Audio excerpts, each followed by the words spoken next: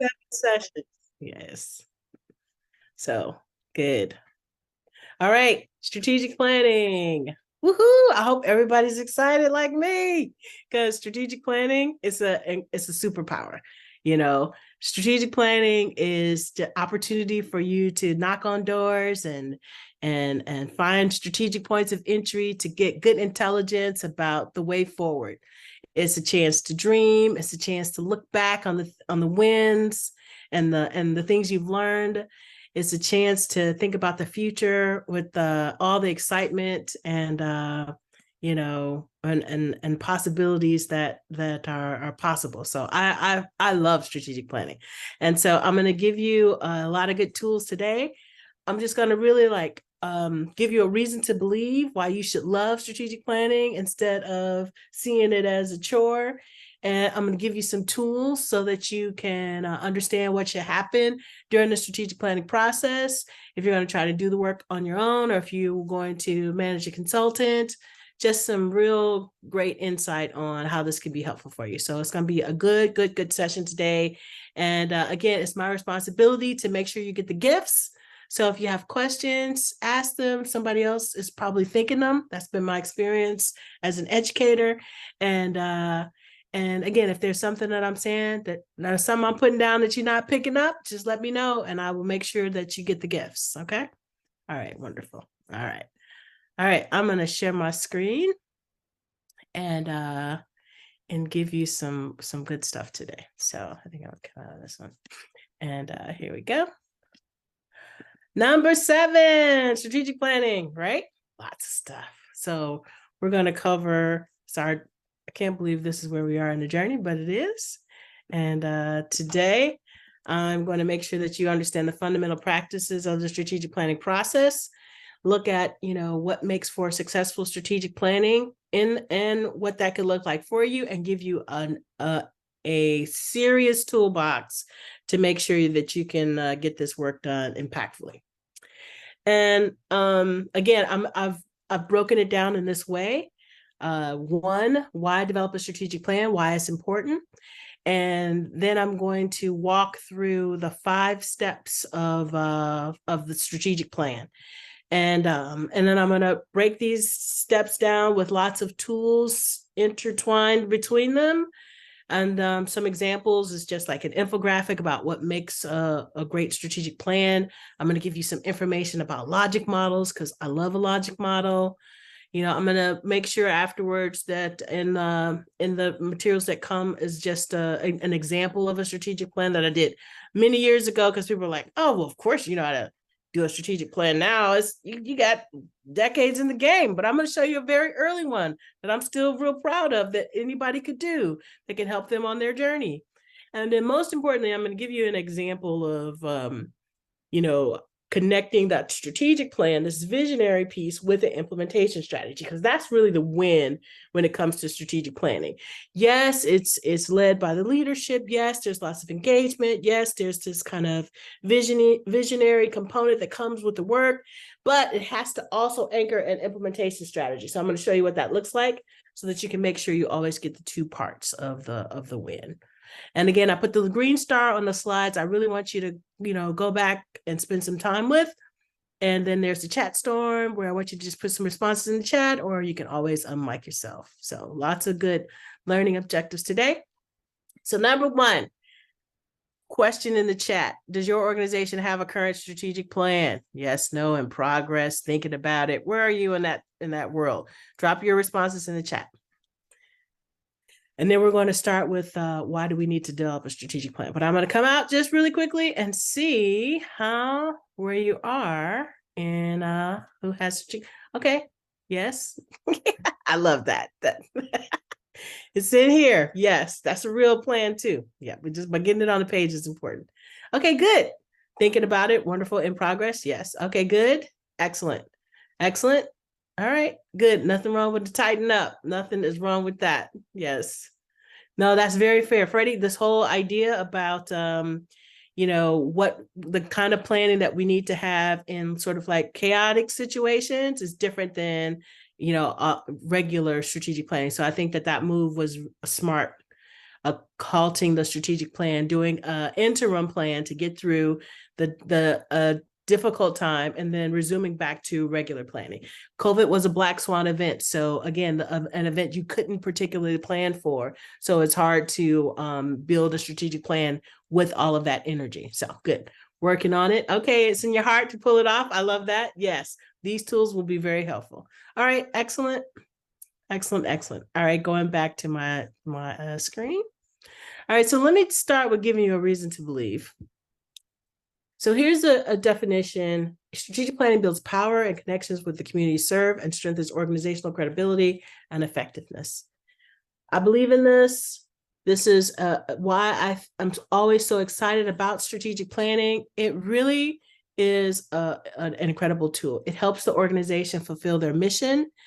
Sometimes organization has to do strategic planning because it's a requirement. Sometimes a funder wants to make sure that an organization has a strategic plan in place. Sometimes organizations will feel like they have to satisfy constituents and demonstrate that they're good stewards of resources and their time. And here's the way forward. You know, it helps the organization to create value. And it's also a time that the organization can look at all of the competing things that it needs to do and set priorities. It allows the organization to build consensus. Here's where we are. Here's where we want to be. This is how you can help us get there. It's always a great time to revisit and review your mission. There's always something beautiful about that. And strategic planning is a great time to do that. And so here's some of the, you know, classic reasons why organizations develop strategic plans. But I'm going to ask you why, even if you have a strategic plan or not, what calls to you, you know, as to why you think you need a strategic plan? And it could just be like, you know, I just need to check a box. There's no judgment today. There's just some helping you bring you from wherever it is that you are to where I would like for you to be when it comes to strategic planning. So just really think, you know, why do you think, if you have a strategic plan or not, why do you think you might need a strategic plan? I'm going to come out and see what we got going in the chat. All right. So, all right. Yep. Lowell, absolutely. It's a very organized way to run a business, and a nonprofit is still a business, even though it is a mission-driven business. Yes. Good. So intentionality. Oh my goodness. Yes. A roadmap, maximizing resources. Yes. Live to vision and mission. So spot on. Yes. Yes. Purpose. Pay everybody on the same page. This vision. Yes. Yes. Reassess where we are, where we need to go. Excellent. Focus. Streamline. Excellent. Mission. Excellent. Yes. Okay. Communicate goals, sustainability. Absolutely. All right. This is excellent. Yes. Yes. Yes. Yes. Okay. I don't have to do no attitude adjustments on this strategic plan part. Okay. Everybody got their heart in the right spot. Their vision. And when you cast that vision far, that's where the rest of it will follow. So yes, it does. It improves productivity. Many funders do require you to have one. That's just a check the box for them, but the tool can be very impactful for you. I tell you that the challenge that I hear sometimes organizations talk about, you know, the strategic plans, they take a lot of time and resources, and then they go sit on the shelf. And I cannot tell you how often I have seen that happen. And that's often because organizations fail to create that complementary implementation plan. So you have all this lofty, good stuff, but if it's not grounded in anything, how can it move forward? And the second misstep I've seen organizations do is that they fail to engage the front line.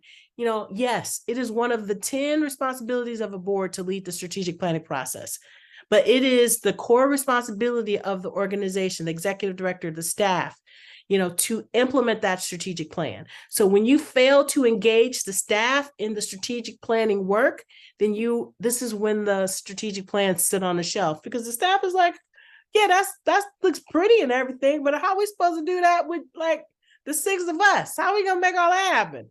You know, where does that have to do with anything that we do right now that are a priority? That, you know, so it's this implementation strategy that has to anchor to that visionary strategic plan. But we're going to get to all of that, and we're going to give you the real insight on how you can have a really powerful, thriving strategic plan that's useful, that's living. It's a living document.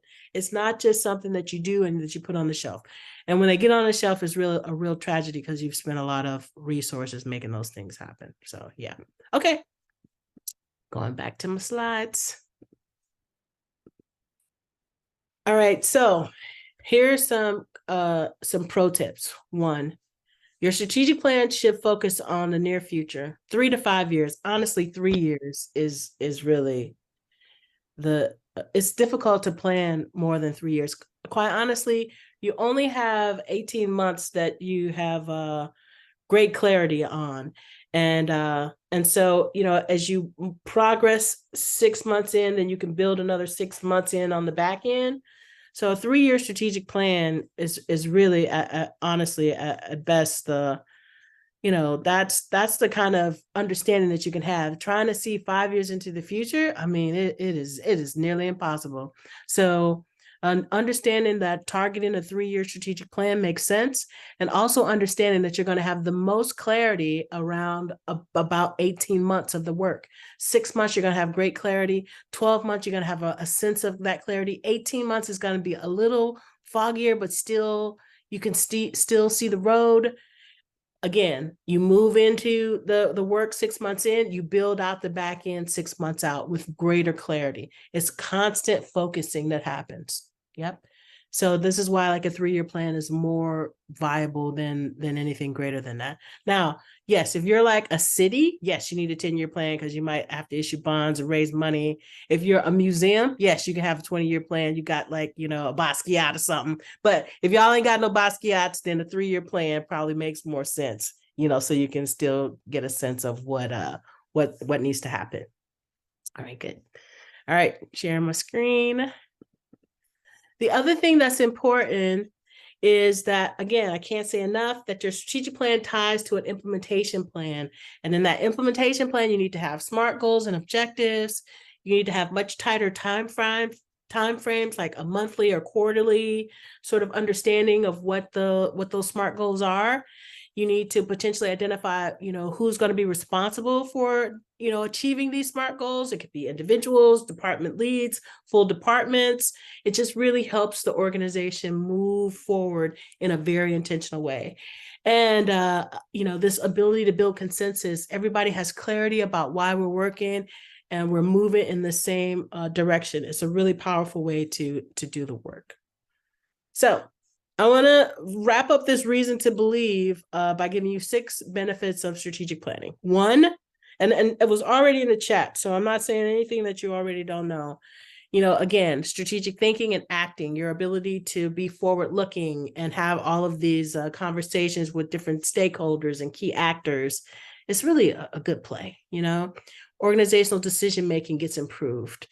Effective linking of resources to outputs and outcomes. So such a good, what are the numbers of things? What changes, what increases or decreases as a result of the work that we're doing? You can do that work with strategic planning. Again, directly benefiting the people, you know, by providing the services and programs that you see that are so critical in the communities that you serve. You know, you can also create this greater awareness of like these gaps and what's missing. You know, it really creates a potential for amazing partnerships or, you know, new pathways. And again, the thing that's always important and often forgotten about is that the people who are connected to this process, internal, you know, to the organization, as well as external stakeholders, they really benefit by being involved in developing the way forward. What people co-create, they sustain. And that's one of the most exciting things for me about strategic planning. Your ability to engage and activate your internal and external stakeholders. Wow. It increases morale. It like leans in on the expertise of your team. It helps build their willingness and desire to collaborate because they have this understanding of what's at stake and how, you know, how your organizations are impacting the people that you all serve. And that's a powerful, powerful way.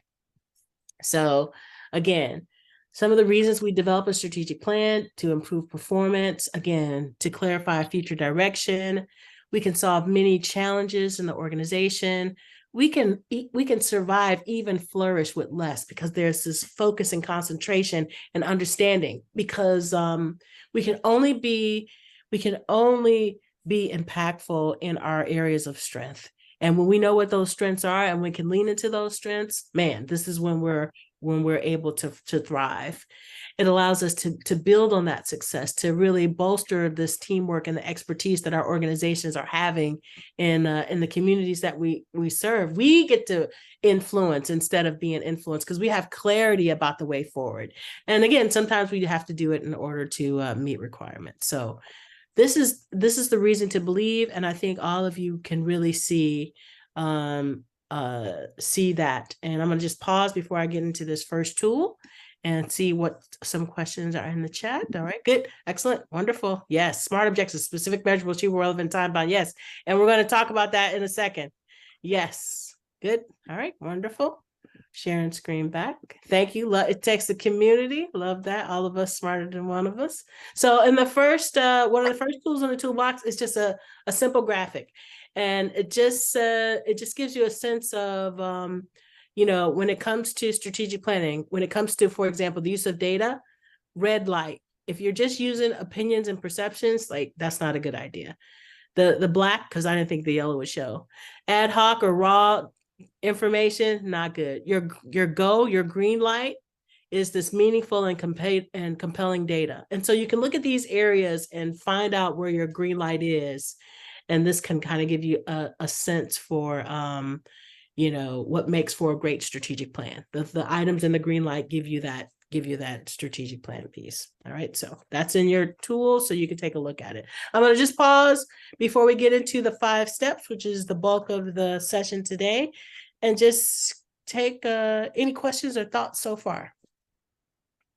Just tapping the reason to believe. We're going to talk more about SMART objectives, and yeah, I think everybody's got a good sense of it, but just want to hold some space. I'm going to send you'll get the deck, and the deck, all of that information about the tools will be in the deck. You're welcome. Thoughts or questions? Yeah, I have a question. Yeah. You talked about how sometimes the strategic plan is put on the back shelf and it's not being driven. So if your strategic plan was done last year and it's stagnant, you still need to revisit it, but you don't have to do a full-blown one, right? I mean, because, we're in the process of revamping our board. And as you said, the board drives the plan, but the organization, if the board is not driving the plan, the organization should pull on the board and say, we should be more active. So I'm looking to, how do we restart? Do you have any input on that? Yes. So you're absolutely right that the strategic plan doesn't mean that we have to start over. But what it does mean is that we're just taking a moment to look back, because we want to look back and see the things that we've done a really good job on, and because the things that we're doing really well on, we want to make sure we bring that information into the future. Sometimes we need to allow someone to catch up. So let's take, for example, you have a new board member, new staff member. So the strategic planning can be a time when there's sharing about the history of the organization, or how we got from where we were to where we are now. And so there's really power in that sort of look back, that is sort of this educational journey for the new people, or things like that, and it also is a good opportunity because the data can be refreshed, and so it doesn't mean that we have to do something incredibly different. It just means that we might get more intelligence for us to do some things differently, and that's the exciting piece for it as well. So this next piece, we're going to unpack the 5 parts of strategic planning, and you'll see all of that infused into the way forward. And you'll see where's the opportunity for us to look back, to do an environmental scan, to take a look at the data, to have some interviews, to get some new voices, kind of, and new insight in helping us make some decisions. And so that's the good stuff. But it doesn't mean that we have to start all over again. That's a myth. Yeah. Good. Thank you, Lowell. Always good questions. Any other questions, comments?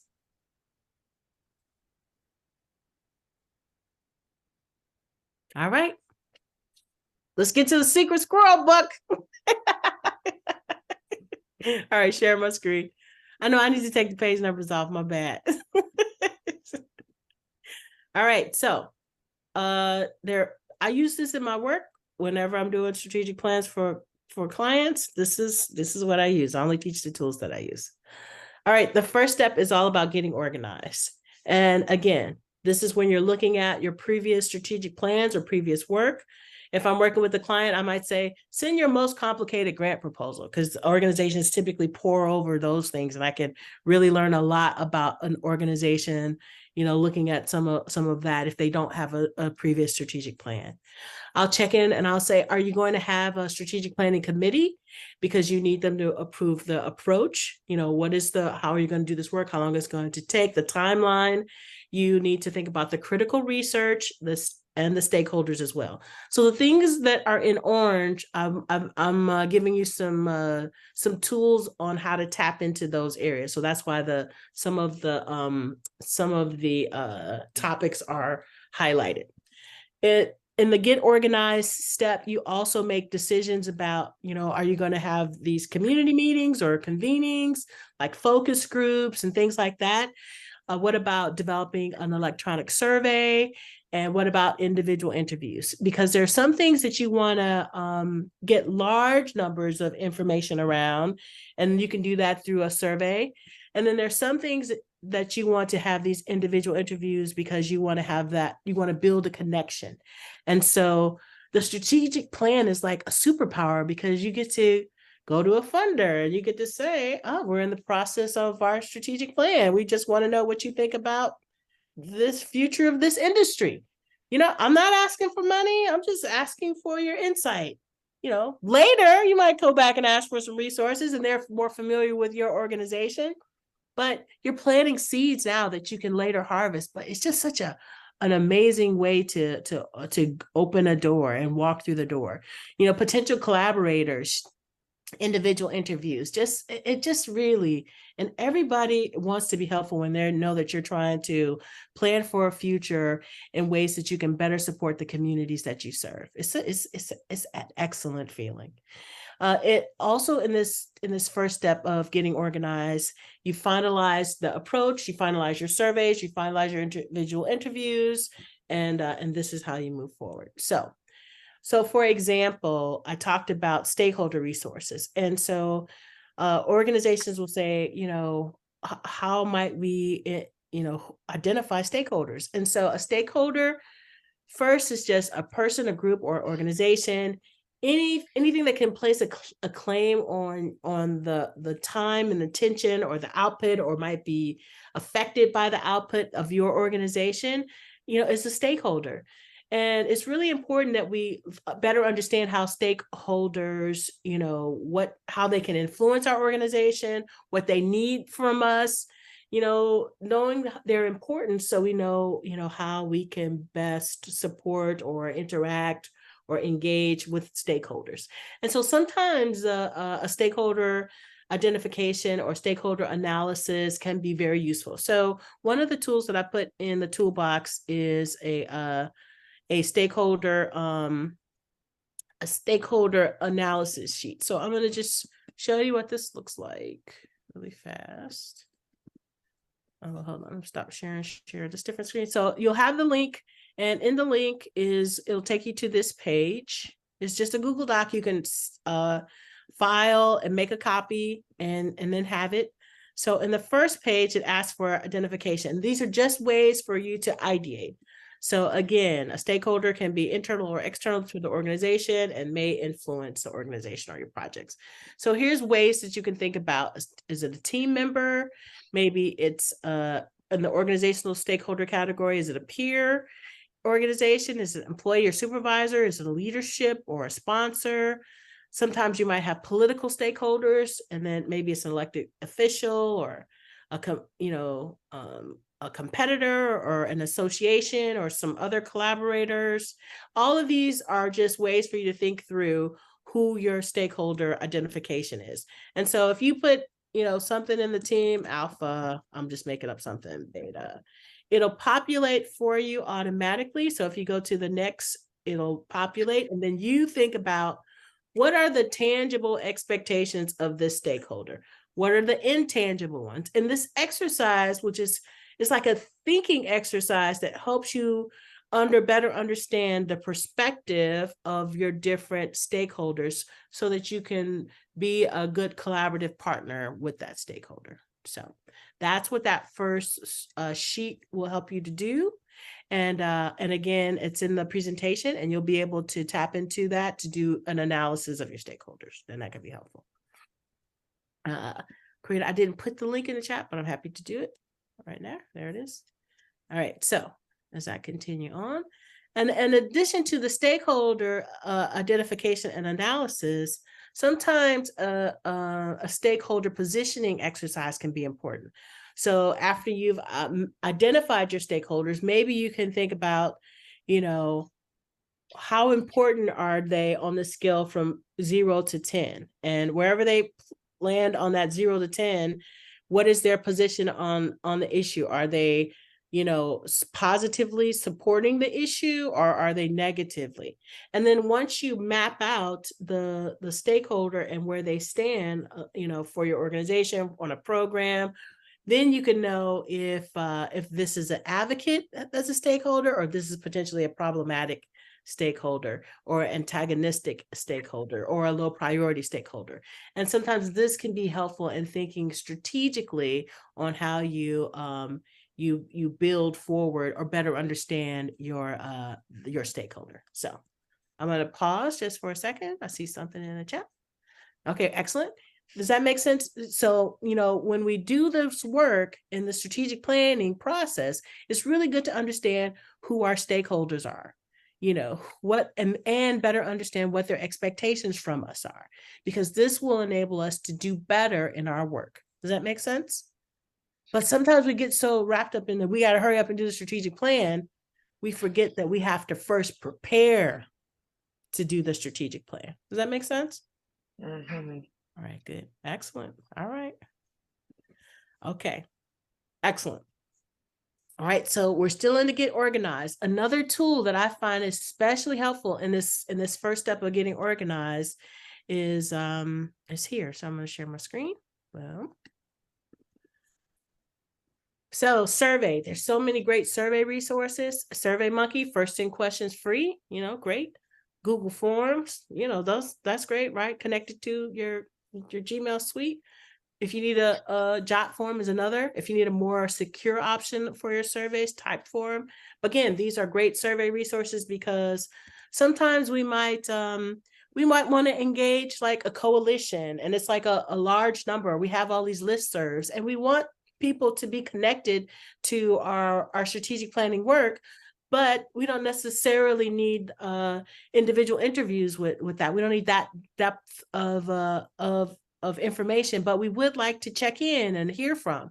So putting together a survey on SurveyMonkey or Google Forms is a great way to get information, collect intelligence about thinking about the way forward.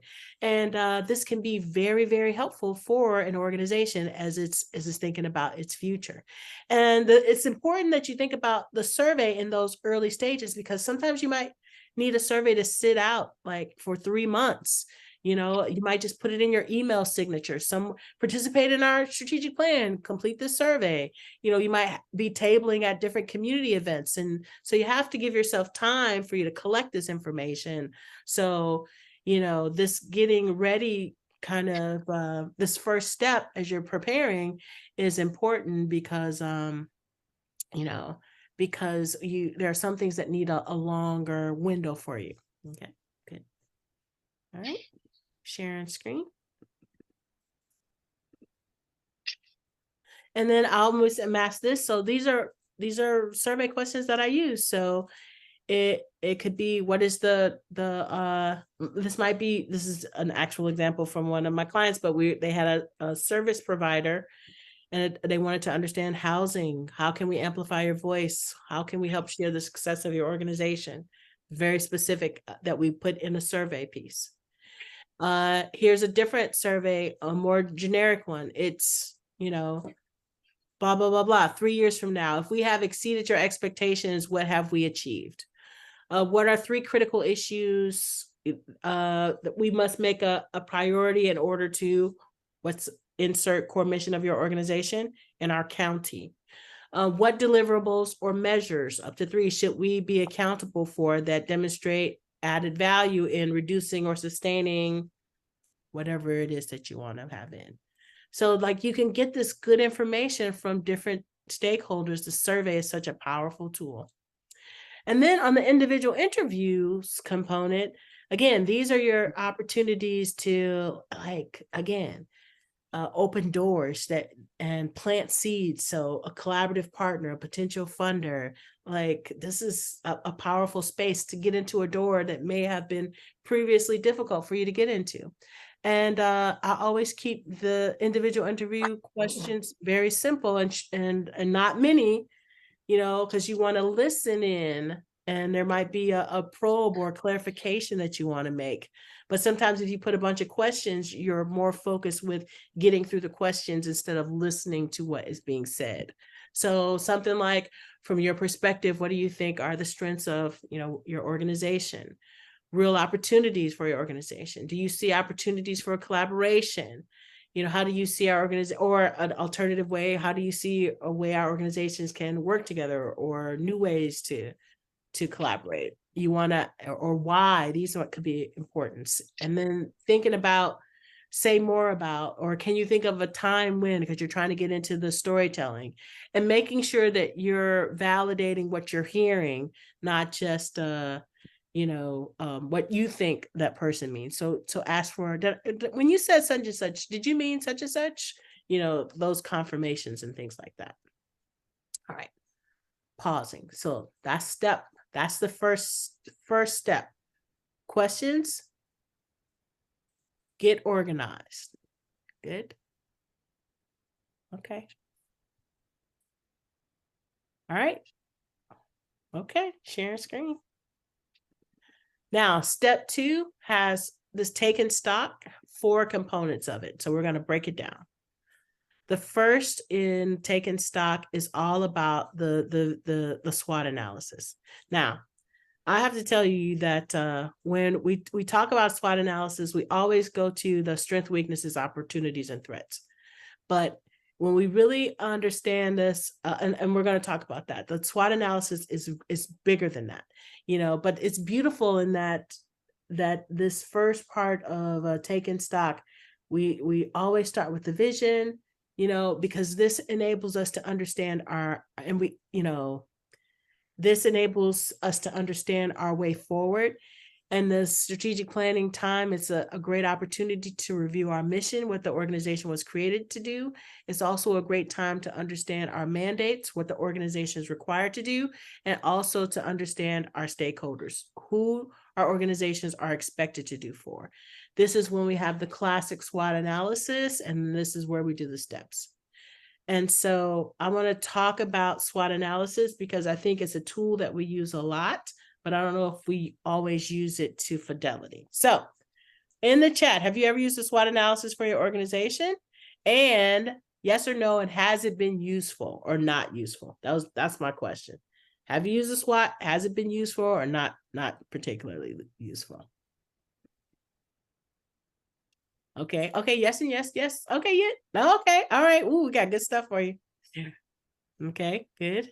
Okay, good. This is good. Not yet. Okay, good. All right. Yes and yes. No. Okay. No. Okay, good. Oh, wow. This is awesome. Okay, got it. Wonderful. Thank you. Okay, good. All right, excellent. Love this. All right, sharing my screen. Okay, so the SWOT analysis is a really critical tool. But the most important part about a SWOT analysis, especially when you're doing it in conjunction with strategic planning, is that you always have to start with the vision. You always have to start with the vision. Dr. King didn't say, I have a strategic plan. No, he started out differently. You always have to start with the vision. So when you're doing a SWOT analysis, first you start with the vision because you have to set the eyes. And if you set the eyes high, that's where the intention will go, you know? So you start with the vision. And let me just tell you, this seems like a simple thing to do. Oh, what's your vision for the organization? But you know, it's not as easy as people think because we operate where there's never enough resources, there's never enough, time, talent, or treasure. And so now we're asking, our team to dream. I think we got to give them permission to dream. So sometimes I'll start, if I work with the organization, with a prompt. I'll say something like, I'm gonna stop share just to come out. I'll say something like, oh, okay, if you were to get this big grant, what would you do with the resources? Or if time or money was an issue, what would you do? And I just got to tell you, like, if I can ask someone to talk about the future and what's their vision. And sometimes I get some pushback because that's not how we've trained our brains, because we always have limitations. But I promise you, like, I could, the favorite, if I can't get any movement, the one that always moves them is the lottery question. Now let me just suggest that the odds of winning the lottery very low. But every time, 100%, if I ask somebody if they won the lottery, what they would do, immediately they have a response on what they would do with them lottery winnings. There's something powerful about the lottery that just unleashes like possibilities. So if you need to use a lottery question, go right ahead. So let me ask you, if you had to unleash your the potential, the visioning, the dreaming of your team, what would be your prompt? What prompt would you use to if you're trying to get your team to dream big, what would you ask them? What question would you ask them? Pop that in the chat. What would you say?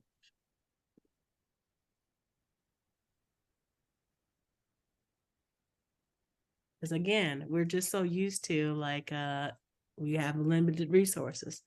What prompt would you use to get your team to dream big? Anything? Nobody's got nothing. Okay.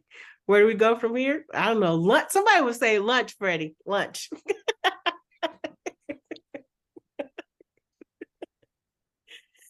Okay. We unlimited reset. Okay, yeah. The magic wand. Yep, that's good. We love magic. We love lotto. Those are good things. All right. Unlimited resources. Yes. Okay. Unlimited is a theme here. Okay. All right. But with a yes. Nice. All right. All right. All right. Y'all got some stuff. Ooh, one wish to the genie in the bottle. Yes. That's another good one. Yes. And the third wish can be for 3 more wishes, right? All right, this is good. All right, good. All right, you're on the right track. Yes, yes, excellent. All right, Erica, that's good. Okay, you get it. All right, going back to share my screen. Okay, so again, when the SWOT analysis is done correctly, we start with the vision. Then we move to the SWOT analysis. This is the situational analysis. This is when we're looking at the strengths and the weakness, the opportunities and the threats. That is the thing that we know about the SWOT, and we often just jump there. Strengths, weaknesses, opportunities, and threats. But when we're doing it to fidelity, when we're really fully using the model, we start with the vision, and then we are really looking at where the organization has been and where we are by looking at strengths, weaknesses, opportunities, and threats. And then the final component of the SWOT analysis is the steps component. And that just says, given where we want to be, the vision, and where we are, the SWOT analysis, what's one thing that we could do to take us from where we are to where it is that we want to be? And this is when you start to ideate a way forward. And so I'm going to give you some examples of what that looks like, but that is what a SWOT analysis looks like when you use it fully. So let's unpack that a little bit. So, before I leave this, I want to just say a couple more things about the SWOT, because this will always come up. The things that are important about the SWOT analysis is that sometimes a strength can also be a weakness. So the context matters, and that's perfectly fine. It could be both on the strength side and the weakness side. The other thing that I'm often asked is what's the difference, for example, between a weakness and a threat? A strength or weakness is often internal to the organization, and a threat or opportunities can sometimes be seen as external to the organization. Like, you know, a threat could be like the economy, you know, or what's the funding landscape looking like. So those are typical questions about the SWOT piece. All right. So, but let me walk through some techniques to help you. So if you're deciding to do some of the strategic planning on your own, how could you actually do some of that work? So I'm going to share screen. And so you can go. So, you know, here are some techniques if you're doing a SWOT. So here is examples of in-person techniques. And you can see here, I have just, these are actual facilitation examples. And so I use the large flip chart paper, and, you know, I start with the strength, and I will, you know, have go around the room, and often I'll be the scribe. So I'm, as people are saying things, I'm writing them on the oversized flip chart paper. And again, I'm using the two colors here, not because the blue means something and the black means something different. It just means that they're two different ideas. And I'm able to separate the different ideas so that you can look at the information a little clearer. Because if everything was blue or everything was black, it would just run into each other. But just by using alternate colors for each idea, it enables people to see where the different ideas are. Does that make sense on the example on the left? And then sometimes when in the space, when I have enough space, I might, and there's not really any mobility challenges, I might use the Post-it notes. And so in the example on the side of the slide that has the Post-it notes, what I've done is that I've put Post-it notes and pins at every in front of everyone. And then what I have them do is that when they say the opportunities, they will write them down and they will say them, and then they will walk up and put them on the board. And then what I've done here is just do the clustering and then label that cluster. So you can see here that, you know, folks have all these different opportunities, and they are clustering around collaboration and you know, and new ideas, you know, and things like that. So these are two examples of how you can do the SWOT analysis in person. Any questions on this, for example, or thoughts? Okay, clear? I have a quick question. Yes, yes. When you do the Post-it notes, do you say like yellow is an opportunity or green is a threat, or do you just whatever color they want to use? Sounds a silly question, but no, not in the least bit, because I'm going to bring that up when I'm doing online. So in person, for this particular exercise, the color of the Post-it note does not matter.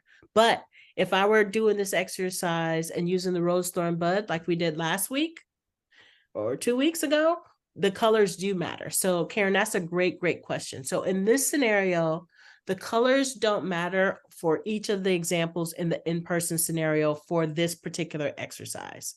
I'm just saying, because all I'm asking about are strengths, or all I'm asking about are opportunities. So I would have one large piece of Post-it paper and I'm only putting strengths on there, or I'm only putting opportunities on there. So it doesn't matter what color the Post-it note is.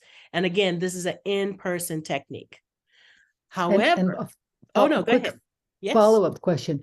Do you I'm assuming you come up with the clusters after everyone's put up their Post-its there. You don't put the Correct. themes that you had. Okay. Correct. So as people are putting their Post-its, bringing them up, I'm sort of kind of connecting them as we're going around, and then as they start to really emerge, then I'll label the cluster. Yes.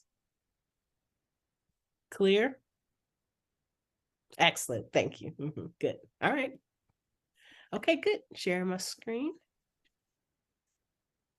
Great question. Thank you. Now, the other thing that happens is that I always like to end on a high note. So I would often do strengths, weaknesses, threats and opportunities. But once my students said I should just do a Kyle's analysis and just go challenges, opportunities, weaknesses, and strengths. So this is kind of like a little joke, but there's truth in it. I always like to end on a high note. And this is another small little thing. Sometimes threats feels like too much. And so people will say challenges. So it's strength, weaknesses, opportunities, threats, but sometimes threats feels like a lot or it's triggering. And so we instead will say challenges, strengths, weaknesses, opportunities, and challenges.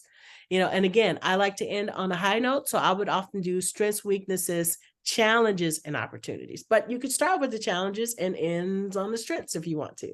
The most important part is that you just want to make sure you ask about the strengths, the weaknesses, the opportunities, and the challenges. Good? All right, good. All right, share my screen again. Okay, and again, just 2 weeks ago, we were toying with the rose thorn bud, and this helps us if we're trying to do this work in digitally. And so those were examples of in-person facilitation techniques. And if you need to do an online facilitation, this is when you can use the rose thorn bud. You still have the vision, and then you can have the Post-it notes stand for something, and that you're saying, okay, what are the positives? Put them on the pink sticky notes. What are the negatives? Put them on the yellow sticky notes. And what are the opportunities? Put them on the green sticky notes. And then again, one idea per sticky, as many ideas as you can think of, categorized by color. You're going to look across the Post-it notes and then see where there's a connection. And then you're going to name that connection so you can create some affinity clustering. And if we recall, we don't even need to know what these sticky notes say, but we can tell where the strengths are, where the opportunities are, and where the weaknesses are. So this is the same approach, SWOT analysis, but using an online technique. And in this online technique, the colors of the Post-it note give you insight. All right. So, I'll keep going. And sometimes I will help the participants along because and sometimes I'll just give them a little worksheet, and I'll give them this worksheet so they can jot some early ideas down. And I just give them the boxes because we can ideate quicker at intersections. And so maybe if I just say, what are some strengths current to the organization internal that could jog a thought? Or what are some future opportunities, or future threats? And it's just a way for individuals to jot down ideas so that when it's time to participate, they feel like they've had an opportunity to think. This is a way to make sure introverts can be included in this process as well. And also, oftentimes when I'm having conversations, maybe you're doing some discussions or interviews, I might put in my notes just make a little, hat cross sign in my notes, and I'm taking notes around strengths, weaknesses, opportunities, and threats, just so that I can organize what is being said. So you can use the SWOT analysis in so many different ways that can be very helpful. So before I move to steps, the last component of the SWOT analysis, vision, SWOT, then steps. I just want to check in to see if there's any questions. Okay, good. Okay. And so the final piece of the SWOT analysis is the steps piece. Yes, David? You're on mute though, if you're speaking. Thank you. You're welcome. I apologize that I can't for my tardiness, No but worries. but the if you could go over those categories again that you just mentioned, and I can't repeat them back just now, but the Mhm. big buckets that you, and I apologize if you don't remember what you just said. Mhm. No worries. So again, the categories that are important in the SWOT analysis is that we often just jump to the strengths, weaknesses, opportunities, and threats part, because that's what SWOT stands for. That is true, the core of it. But in order to do the SWOT analysis properly, we actually have to start with the vision. So Got it. first vision, then SWOT analysis, and now this third part, which is just the steps. The steps is where we go, okay, this is where we are. We've done the SWOT analysis. We've said these are our strengths. These are our weaknesses. These are our challenges. These are our opportunities. And I'll point back to the flip chart paper. I was like, given where we are, and then I'll revisit our vision. And we want to be the, the best such and such, or having this impact in the community, changing the world in this way. What's one thing that we could do to go from where we are to where it is that we'd like to be? Those are the steps. I'm going to share my screen. And again, what's one thing that we can do to get us from where we are, the SWOT analysis, to our vision? And so again, you see the same technique, in-person technique, where the steps, I just number the steps. They're not in this order, but I just want to keep the ideas separate. I'm using the different colors to separate the different ideas. And I'm just saying, what's one thing that we can do to get us closer to this vision? And I'm just listing all of these different steps, what's one thing that we can do? And so, and then after we get all of these steps listed, what we then do is prioritize that step. And we do this using the nominal group technique. I like to call it dotmocracy. You can also use a poll or a survey, but essentially using the dots, you have all of these lists of different steps that you can take. You give the participant a certain number of dots, and then they get to upvote the idea that they're most excited about. Okay. Now you can play with this in many ways. Like, it could just use one color dot. The red dot could be your first choice. The yellow dots could be your second choice. The green dots it could be any of that. But what I typically do is just count one dot per vote, and whichever idea has the most votes get upvoted to priority steps. And the beautiful thing about this process is that your idea might not have been selected or received the most votes, but because you got to participate in prioritizing these ideas, you feel a part of that process. So let me tell you what's happening in the images in front of you. So again, you can see we broke down these steps by cluster for this particular client. You can still see my same technique of using the two colors to break up the ideas. And then you can see that there are different dots by the different ideas. And the numbers circle just say the number of dots for each of the ideas. So then I can then prioritize where the ideas came from. There is an online technique where you take these ideas and you can type them up, and then you can create sort of a heat map. For this client, I said, I gave them a legend, and I said, I want you to put the fire icons by the fire ideas, the work you want to advance. I want you to put some cautionary icons by ideas that you want to hold off on, you feel like they're out of scope. And I want you to put the toasting glasses to partnership opportunity ideas. And so the same technique where people are upvoting the things that they're most excited about creates this consensus and buy-in and prioritizes the work. I'm going to pause for a second to see if there are any questions about that.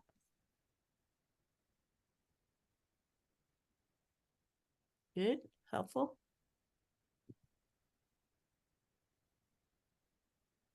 Okay, good. And Karen, so it doesn't have to be that the threats and are external, but sometimes it's easier to think about, but it's not a hard and fast rule. Mm-hmm. Good. All right, onward. Now, in addition to the SWOT analysis, there is another technique called the SOAR analysis. It's not my preferred technique, but it is a tool available. SOAR is, and I'm very like positive based, and SOAR is looking at, strengths, what makes us proud, opportunities, aspirations and results. And again, SOAR it's very strength based. It's all about, implementation and engagement, planting seeds. But for me, the reason that I prefer a SWOT analysis over a SOAR analysis is just because as an organization, we know where our weaknesses are. We know where our blind spots are. And I want us to have an awareness of that. I want organizations to have an awareness of that so that they can mitigate those through partnerships and things like that. So a SOAR analysis is great, but I like a SWOT analysis just because the people who work the organization know it. People closest to the problem, closest to the solution. So, all right, B, taking stock. Again, this research piece, so important. So again, we need to have qualitative and quantitative information that helps us better understand our organization and to tell our stories. And having good research and good research sources is very, very important to understanding how we can move forward in the work. Census data, always a great source of data and information. And again, from our grant writing session or one of our sessions, I put this research resources. So I'm just putting that slide back into here today, just as a reminder. Go back to those think tanks, go back to that census data, that federal data, go back to some of that university or foundation data, go back to some of those management consulting firms. Maybe there's some good data for you there. There's so many research resources, just lean into them and find your go-to spots so that you can use them in order to help guide your way. You don't have to reinvent the wheel. You can look at what the research is saying and benefit and build from there. And the C part of taking stock is all about the environmental scan. What is happening around us that we need to be mindful about. And one good tool is the PEST analysis. And what PEST stands for is political, economic, social, and technological. And it's just the ability to make sure that you're, yes, looking internal to the organization, but you're also aware of some of these external factors that can influence the organization. So having some understanding of that can help you move strategically through your work. And then the D part, the final part on the taking stock, is the organizational assessment. This is a time, strategic planning is a great time to look at your operations, to look at your staffing and your volunteer management. Where do you need some to bolster? Where are you really high performing? Is it your marketing? Is it your outreach and engagement? Is it your fundraising? When you think here's a question for the chat. When you think about your own organizations, where do you think your internal pain points are? Where do you think, that there needs to be bolstering in your own organizations? Is it in operations? Is it in fund development? Is it in marketing and communications? Is it in program planning? Where are your own sort of like pain points? So I put those in the chat. Let's see. All right. Okay. And then I'll pause here to see if there are any questions before I go into part 3 of 5. We're making our way. Part 2 was the longest part, so we're already rounding the corner now. Good. Yes, you'll get a copy of the presentation and I have some other stuff that you'll have for yourself, some support documents and everything. Good. Okay. All right. That's fair. Natalie, thank you for playing today. All right, system building. All right, I love that. That's very fair. Yeah. All right. Okay. All right. I will continue my slides. Program planning. All right. Thank you, Jonas. Yes. Sharing screen. Developing a strategy. That is step 3. Again, you've gathered the information, you've done your research, you've done your SWOT analysis, you've had your focus group meetings and your interviews, you got information from your surveys, And now you need to develop a logic model or a work plan to help you move from where you are to where it is that you want to be. And so, it's really interesting because systems was one of the questions, but using some of these tools, like I love a logic model because it's all about systems and thinking in systems. And you can think about what resources and support you needed, and your logic model can really serve as a guide for, how you're going to prioritize the work. And, or you can decide if a work plan is more useful for you because it's also a very amazing implementation tool. So just to build your toolbox a bit, the logic model is just a really super critical tool. And the logic model says, it simply says that if you had these particular resources, you could do these activities. And then it says, if you were able to do these activities, then you could have these outputs, numbers of things. Now, I mostly suggest that organizations anchor themselves in activities to outputs. This gives them the ability to anchor themselves from their planned work to their intended results in a way that's pretty good to anchor. Activities, we all understand what we do, what we want to do. And then outputs anchors us to numbers of things, which is a good starting point, because if we can understand outputs, then we can start to do more around the complicated outcomes and then the ultimate impact. So again, starting over, if we had these resources, we'd be able to do these specific activities. If we could do these activities, we could have these specific outputs, numbers of things. And if we have these outputs, then we could achieve these specific outcomes. Outcomes mean something's increased or decreased, a percentage change, something to that nature. And then if we have these outcomes, we could have this impact. And the impact is the transformational difference, the fundamental change. So why use a logic model? It's a really good visual representation of a pathway.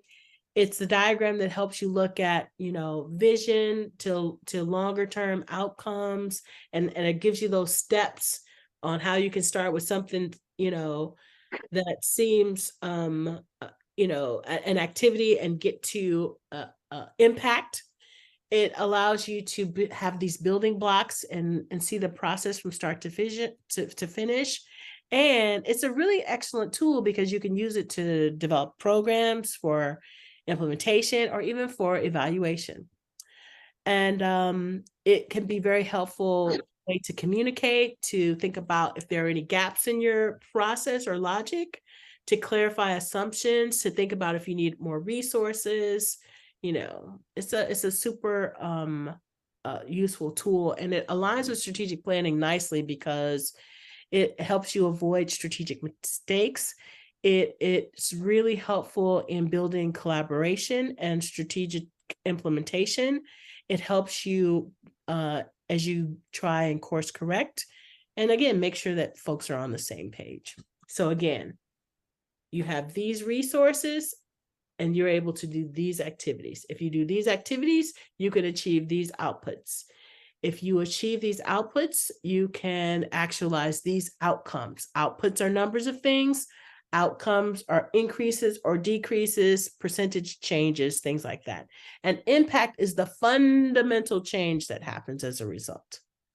So let's just run through a very simplified example so you get a better sense of what I'm talking about. And again, I always think that organizations have a really good understanding about activities. And here's the beautiful thing about the logic model. You can start anywhere in the logic model, and then you move forwards and backwards to get you where you need to be. So let's just start with the activity. Here, your organization, and one of the activities that you do is that you organize block clubs. Now, if we move forward in the logic model, activities to outputs, outputs is numbers of things. So you organize block clubs, output is 6 block clubs created. And when you can create those 6 block clubs, the things that increase or decrease, create these 6 block clubs. Now you're able to increase civic engagement. You're also able to increase awareness about the different activities happening in the community. And when you can do that, then you get your community residents are starting to thrive and they're more engaged in community building. But then we need to go backwards in the model because we still need resources. What does it take for us to organize block clubs? Well, we need residents. These are our resources. And we need a community organizer. Excellent. So what's our next activity? Our next activity is community meetings. Okay, let's move backwards in the logic model this time. We have residents, we have a community organizer. We might need volunteers in order to pull off a community meeting. And we might need supplies. And we might need a community center or a Zoom account in order to have a community meeting. All right, so now we have all these resources. We can do this activity. And then numbers of things. So if we have, we want to have community meetings, outputs, 12 community meetings. And then if we have 12 community meetings, we can build neighborhood connections and we can increase awareness of and engagement of different activities citywide and resources citywide, greater than just our neighborhood. And in this way, our community residents are starting to thrive and they're very engaged in building their communities. So this is the logic model. And so, for example, as an evaluation tool, you can say, you know what? 12 meetings was just too much. Nobody came in December and nobody came like when school let out. We really should just do 10 meetings because that's when we can really maximize participation. And you course correct, you move forward. And this is a powerful thing as a learning tool. So again, the thing that really throws people are the distinctions between the outputs, outcomes, and impacts. So outputs, again, numbers of things, the units of activity, the direct products of your activities, numbers of things. The outcome, this is the change that is observed. What is the difference? What is different due to the activity? And again, this could be a percentage change, increase and decrease. And then the impact is the fundamental result, the fundamental change. So again, the logic model can be used as such a useful tool if you can get comfortable using it. And in your to-go box, there's an example of how I've used the logic model and in combination with like the work plan. So you can see the two together. And so you can see, for example, the activities in the marketing and communications plan, you know, it's all here. And then it has like the timing, the start date and the end date. And you could even add a category on who's going to be responsible. So the logic model could be used in conjunction with a work plan, or a work plan can be used alone. So I'm going to, so these are just additional examples of logic models. This is a portion of it. So this was, you could see the resources. Here were examples of activities, and then you can see the outputs. You anchor the activities to the numbers of things, activities to outputs. Here is another example of a logic model. It started very simple. The ways that logic model works is that it's an iterative process. So this is an actual example. And we started very simply. Here were the resources. We wanted to do these 4 components: a cafe, a market, a community kitchen, a mobile market, like a ice cream truck, but it had vegetables in it instead of ice cream, you know. And then ultimately it evolved through this iterative process to a much more detailed logic model. Resources, activities, outputs, outcomes, impact, fundamental change. And ultimately we got $800,000 grant to make it go. And if you want to test your skills on the logic model, you can select this QR code. It has a little quiz on logic models to see if you was paying attention. I'm going to stop my screen and see if there are any questions. People always zone out in logic model, but I love logic model. David, yes. Yeah. Is any of that $800,000 for the grant incentivized, like whoever gets the best score on the QR code test? Sadly, no. But thanks for asking. Lowell, yes. Yeah. Well, I like the way you explain logic models because I've tried to learn it on my own and try to apply it. So when I was trying to write a grant, and it was just way overwhelming. And when you said it was an iterative process, I think that helped a lot because there was one grant, it was this huge grant I was trying to go for. It was $1 million. I was setting the bar high. I love that. But I wasn't prepared. Ergo, didn't get the money. But yeah, I think this logic model, I think I'm gonna try it. I'm gonna try it. Yeah, that's good. I remember the first time I used the logic model. It was when that neighborhood stabilization money first came. This is right after. I was like, a logic model? What is this? And then I was Okay, good. Because I came in here like, oh, I want to turn my heater on, but uh-oh. I thought she was getting excited about a logic model too. She's getting hot. And so but finally it was really a mystery. It just felt like it came out of nowhere. But now I'm a huge proponent of logic models. So yeah, and honestly, it's the iterative process. It's really understanding the distinctions between outputs, outcomes, and impact. But the sweet spot, if you anchor activities to outputs, that's stabilization there, because it gets you from your planned work to your intended work. Once you can anchor those parts, oh man, you will start to get it. You really will. Because I couldn't get from A to B because the grant, we were providing the resources, we had clients, but connecting the dots using the logical, I could tell after talking to you, I could tell the way the grant was written, the grant, the rubric or whatever was, oh, this is what they want, and I was lost. But thanks. Don't worry. That's right. Sometimes it's not a loss. It's winning and learning. You know what I mean? Yes. Other questions?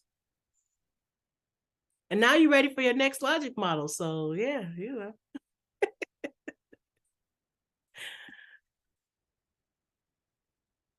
Good. No? Okay. I passed. Oh, yes.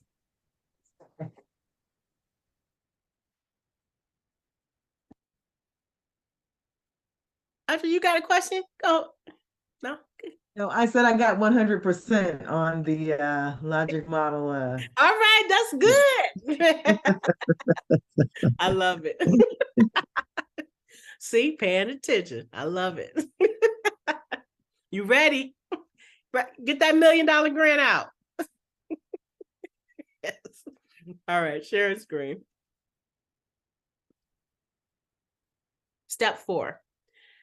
It's simple. It's an iterative process. It's iterative for the logic model. It's iterative for your strategic plan. You have a draft, and then you go back, you revisit information, you bolster, and you're revising your strategic plan.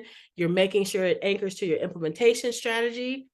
And that's really good work. And that takes you to the final step, implementing the strategic plan and monitoring the performance. Again, you want to make sure that that strategic plan anchors to an implementation strategy. You want to make sure that your implementation strategy has your SMART goals and objectives. You have your specific dates around deliverables, who's assigned to the task. This makes sure that the momentum starts to move forward and that you're enjoying the journey. So in your toolbox, one of the things you're going to get along with the deck is an example of an early strategic plan, you know, and it just really kind of talks through and explains the process. And so you can get a sense of it. And the other thing that I want to show you right now is just an example of a recent strategic plan and an implementation plan that I helped a client to develop. And so in this example, you can see that we created a strategy map. And so this was the external facing document. Just to give you a quick zoom in on what that looks like, it had the vision, mission, and the themes. They were kind of connected to each of the departments for the organization. And then some of the departments specifically supported a program. And then there were department functions that supported all of the programs. And then each of the departments had their internal goals, even the board. So strategic planning, the board has their own set of goals that they need to actualize as well. And then the values, you know, supported the entire organization. And so the values are at the bottom of their strategy map. And then what I created was an implementation work plan for the organization. And so they have a co-executive director model. And so what you see here is the strategy map was at the first, and this is just on a Google Doc so that they could share and have updated information. And so the co-executive directors could have all of the departments and have access to all of the departments. And then each of the departments would have, their strategy map and just their specific work plan. And so the top line were the goals that were shared in the public in the strategy map, and then what the different departments had were their detailed implementation plan in these work plans, where they looked at, okay, we committed to top level active listening and safe spaces. Implementation style, what does that look like? Well, that means that they were going to do this leadership cohort, that they were going to, and these were all of the components to us. They were going to do these trainings, and these were the components to it. They were going to do these quarterly surveys, and these were the components to it. And then the second, issue identification, education, and training. And then you can see how they were going to actualize that top level work with this implementation strategy. And that was done for each of the departments. Each of them had their own work plans that they could actualize that fed to the larger strategic plan. And that was really super helpful. And before I go into SMART goals, I'll pause to see if there are any questions on that piece. Okay, good. No? All right. I have a question. Yes. So that looks like a lot of work. Yes. So, as you're developing all of this, and as a new nonprofit, we're like 2 years old. Yes. Even though we've been doing it for many years. So the person or persons that would, say lead all of this effort, that is going back to the beginning of your presentation. So that would be a committee of folk. That's what you're saying. Or is it going to be? Yeah. Yes. So in the strategic planning process, you often will have a strategic planning committee. And the committee is really responsible for shepherding the process, just to make sure that the organization stays connected to the work, because it's hard to carve out time to think about the future when you need all of your time to move in the presence.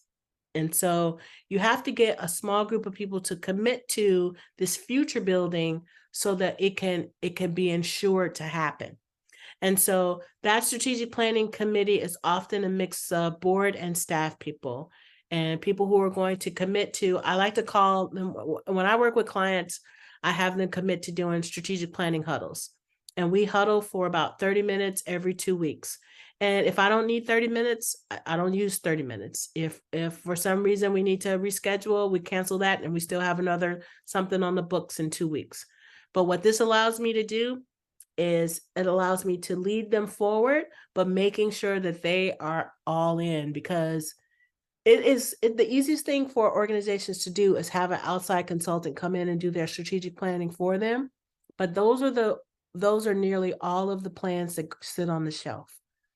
So you have to make sure, whether you're leading this process on your own or if you're identifying a consultant to lead it with you, that you own the process. Because if you don't own it and you don't have skin in it, then it will go back to the shelf. It's like you have wasted that time and the resources to pay someone to help you in the process. So I will get a strategic planning committee, a mixture of board and staff, to make sure we meet the timeline. And the thing that's so important, I thank you so much for asking me that question, because the other thing that I should have said that's really critical and important, people think that they can complete strategic plans in like a weekend. Like that's a terrible myth. It's a minimally 3 months, 6 months. I work with organizations over a year to get a strategic plan done. I guess there was a disruption that caused us to have to do an interim implementation plan. COVID happened when we were in the midst of strategic planning and we had to pause. But You cannot get a strategic plan done in less than 3 months. I don't see how you could do it. It's just not possible. It's just not possible. Not a authentic one, not one that, people can see themselves in the work, and so, and if you're doing it without any outside support, you have to give yourself the grace of time, because it's going to take even more time to get this work done. Get those interview schedules, let those surveys sit out there, do some of that necessary research so that you can make these informed decisions. This is a journey, and a powerful journey too. And so giving yourself that gift of time in order to do the work right is a real gift. Yes. So Thank you. Yes, you're Thank welcome. you for that, Yes. because it makes it more, it just feels more accessible. Yes. And it's a process that's ever evolving.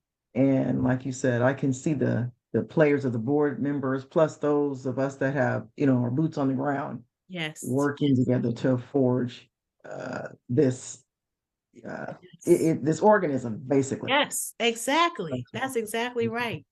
And it's Excellent. Thank you. beautiful. It's like good soup. It's got to marinate, stuff got to sit on your mind, take up space and bother you at nighttime, or you can maybe we need to do this instead of that. And that's powerful. Yeah, that's good. Good. Okay, good. Yay. All right. I'm going to share some more slides. I'm almost done. And then we're going to have a big time for questions.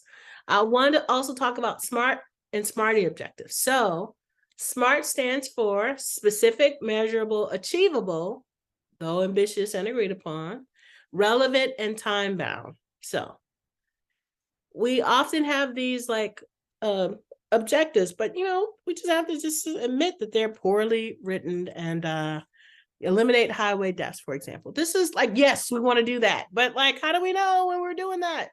If we smarten it up, reduce by 5% the highway accident rate in fiscal year 24. It's specific, it's accidents, it's measurable, it's 5%, it's achievable. We didn't say 100%, relevant. If we had highway accident rates impact highway deaths, time bound, we want to do it by fiscal year 24. SMART. To improve healthy food access. That's a really good thing, right? But how do we know if we're doing that work?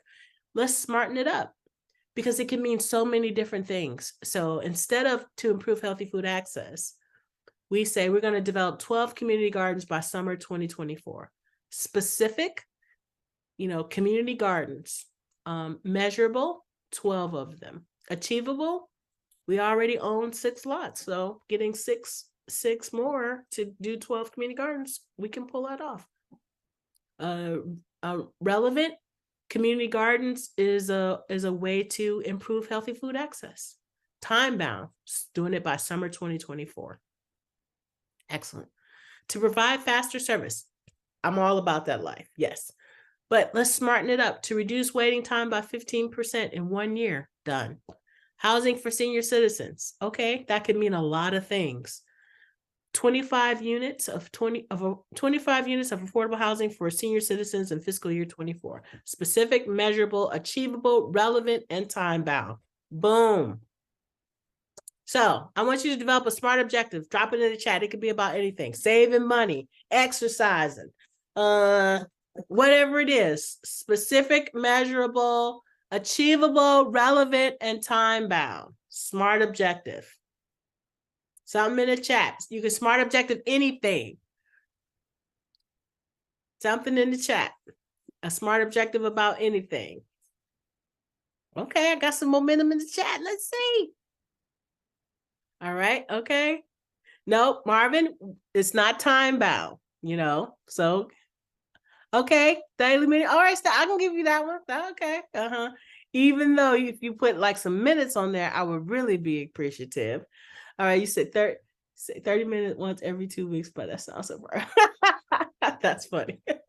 That's all right. It's a good start, Anthony, right? Specific, measurable, right? Contact 25% more. Excellent. That's it. exactly. Specific, measurable, achievable, relevant, time bound.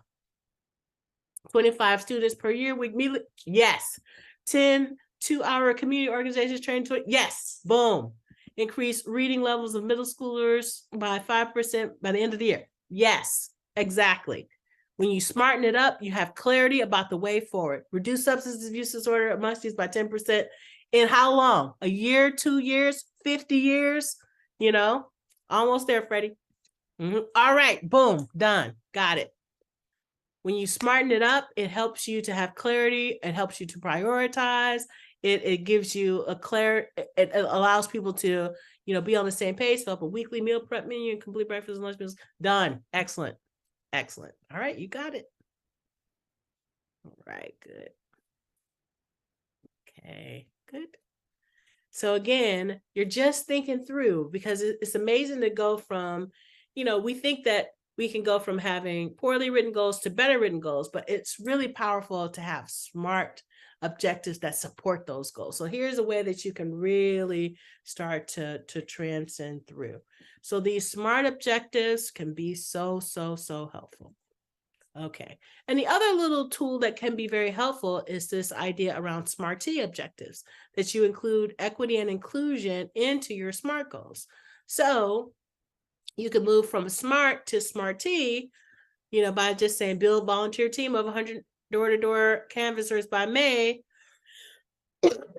and then add the equity and inclusion with at least 10 people of color recruited as volunteer leaders first, so that we can help shape the way we run the canvases. So again, you can add equity and inclusion to your SMART goals, and voila, you have some good traction there as well. All right, so any questions? Lee. Hi. Good to see you. Good to see you too. I think one of the questions and the anxiety I have around the SMART goals and SMART-Y goals is like in the percentages. I think one of the concern I have is like, what can I utilize to actually measure and demonstrate that I have succeeded, aside from like the specific counts of like how many individuals we served or so, but if we are looking to measure like changes in behavior or changes in like access, I think some of the things I need more tools in my toolbox of how to like better measure those impact and demonstrate that we've met those outcomes. No, truer words have not been spoken. And let me just tell you, we have to be mindful of what commitments that we're making, because we could put these performance measures on ourselves that are like impossible to track, or just are so heavily staffed or paying to get access to these data points that we have just blown our budget. So it's really important that we're mindful about the data that we can collect, that we're mindful about, making the connections, the causation, the connections, what is possible. So it is really important to think through how we can capture this information, on this, these outcomes. The output's much easier, the numbers of things that we do. The outcomes, we have to be thoughtful about how we can collect that data to demonstrate. But this is why many nonprofits are starting to use, CRM systems, and Salesforce, for example, is an example of that, so that we can do more around data collection and understanding some of those impacts, and understanding not just the outputs, because funders don't care about those. They care about them, but they also want to know about the outcomes. What has changed as a result of your intervention, of your activities. Michonne? Hi. Yes, thank you for bringing this up as something I had on my mind, because I entered a company who had a strategic plan, and it sounds really great. Most of the outcomes are achievable, but there's like one or two that I've noticed that we have that are, they sound really great, but there's no data. There's no way to pull that data. And so what I think was like important as we go into this new step is like, while we're doing the SMART goal, we identify where we're pulling that data from, and encouraging, like, for example, if the right person isn't in the room to assure that that data can be pulled in that way, because I don't know if, you know, if you work with 4 or 5 systems and the stakeholder isn't in the room of that system or who manages that system, then you may not be able to pull the data. I know for me, there was one data point that was around legal compliance. And I was like, legally, as an HR person, we can't ask that question. We can only do like a survey where people share that, but we can't get true numbers of every single employee because it's something that they have to be willing to share. It's optional. So while that data point was really great, but it was something that I always had to say when we were presenting that number, that we may be missing some folks because people have the option to opt into this. No, so spot on. It's going to be so important for us to think through how we collect that data, how much is going to cost us to collect that data, how much effort is going to take to capture that data point, because that will be helpful in knowing if this makes sense for the organization to report on this information, you know? Yes, good.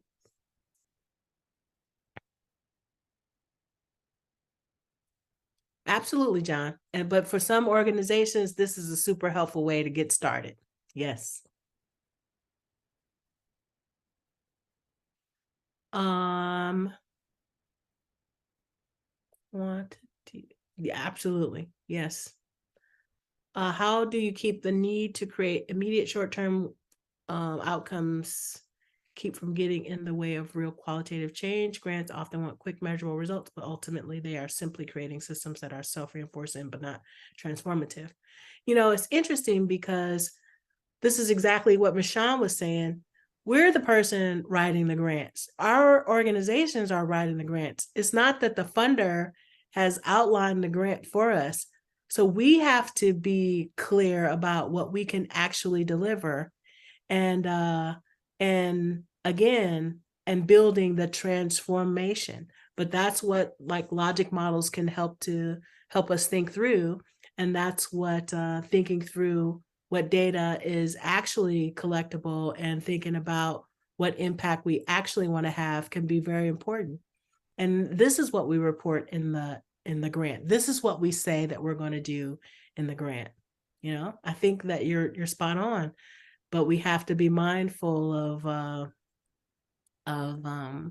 what we actually can do when we're submitting this grant information, you know, because we're reporting that to the funder. So we need to be clear about like, this is what this work costs, you know? Yes. Thank you, David. Yes, Kyle says the challenge we face in any community when it comes to data is that vast amounts of funders will only recognize Western. Oh, wow. You know, Kyle, I so love that comment. But this is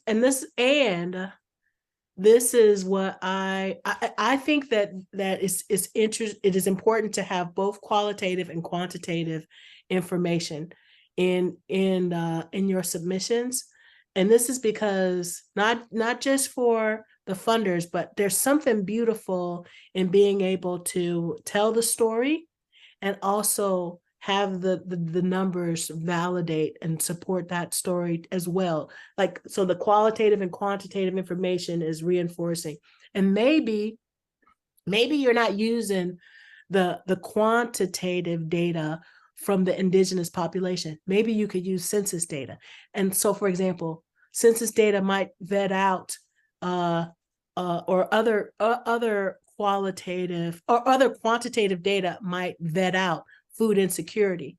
And then in your qualitative storytelling, it narrates how that data point got to where it is. And so now you're using an external data point and the storytelling to bring that data alive.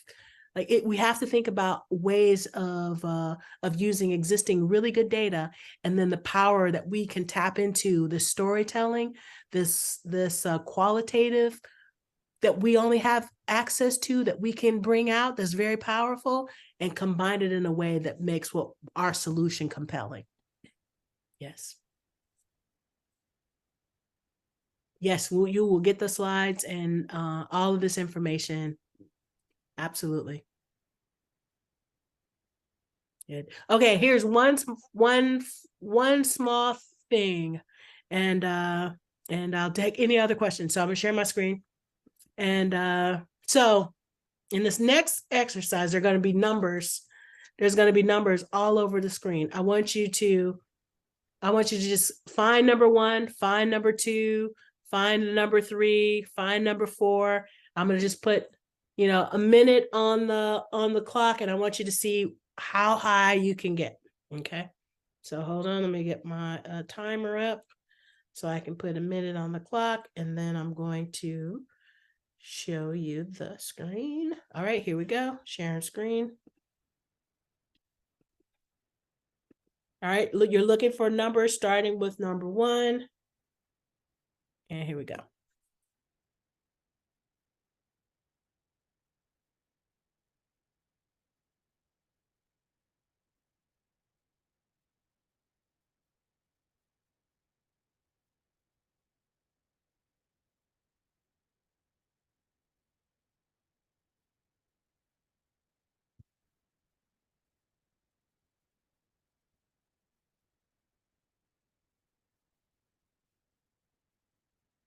Okay, I just put 30 seconds on the clock. How far were you able to get to? Drop into the chat. What number were you able to get to?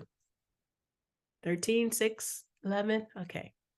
Okay, excellent. All right, wonderful. Now here's the important things about this work.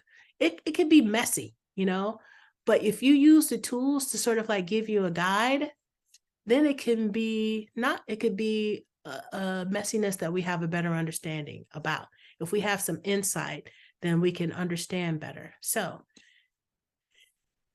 for example, if I were to say, share my screen, if I were to say that these numbers are broken down where they're, set in these 9 kind of components, and there's this insight.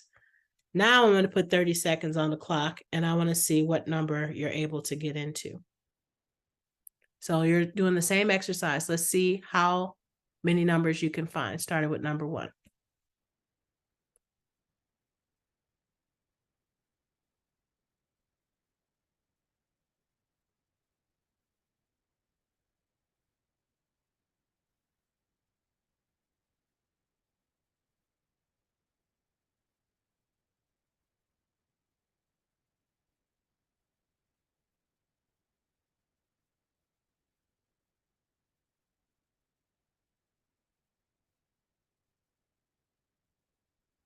Okay.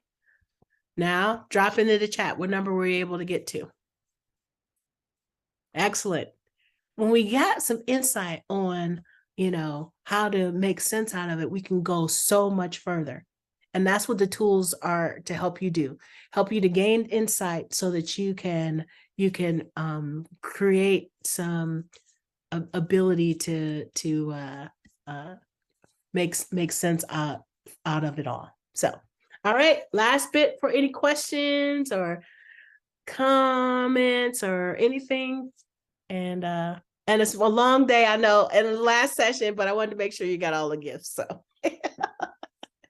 any questions before we let you go?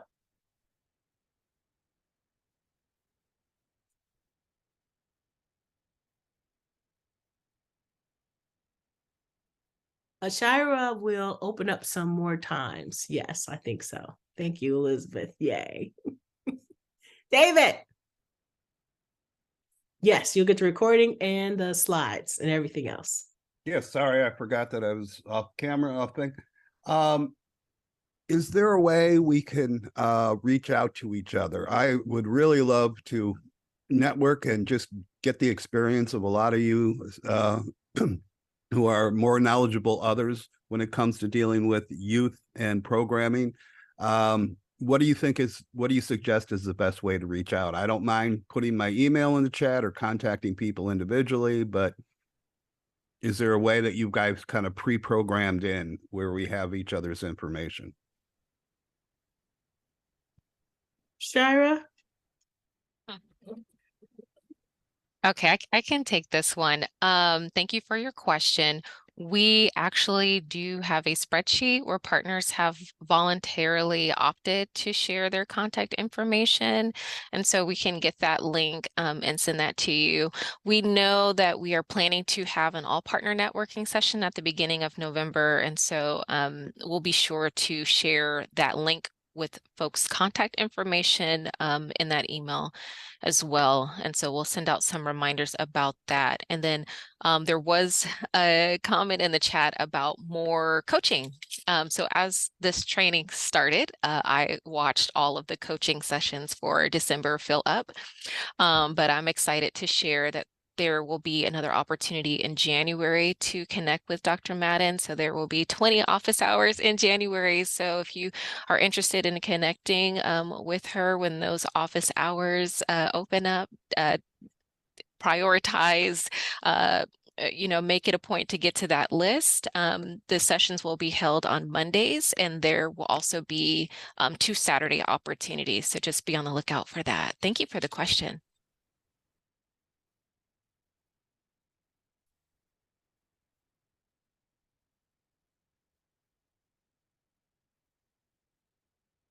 Other questions?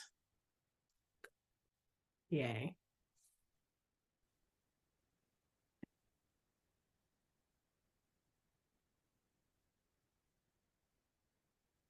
And David's left his information as well. Excellent. Yay. Thank you, Karen. And please ignore my typos. I was typing in a hurry. No worries. We'll take it. Zoom needs Grammarly.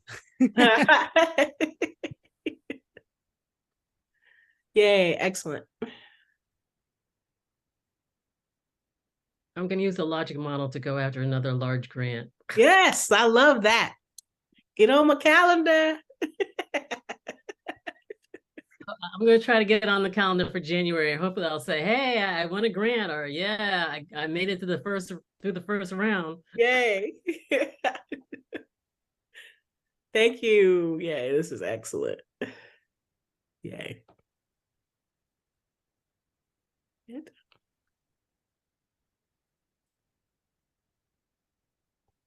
Okay, Shira, I think I'm tossing it back to you. Thank you, guys.